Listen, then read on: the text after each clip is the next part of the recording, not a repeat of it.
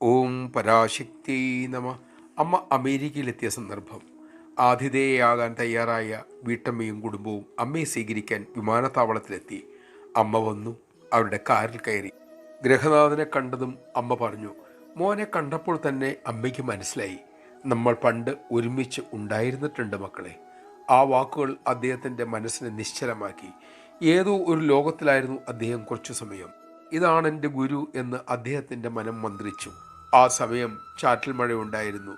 കാറിൻ്റെ താഴ്ന്നിരുന്ന ചില്ലിൻ്റെ മുകളിലൂടെ മഴത്തുള്ളി കൈത്തലത്തിൽ പിടിച്ചുകൊണ്ട് അമ്മ പറഞ്ഞു, മോൻ അറിയുമോ, ഈശ്വരകൃപ ഇങ്ങനെ എല്ലായ്പ്പോഴും പെയ്തുകൊണ്ടിരിക്കുകയാണ്.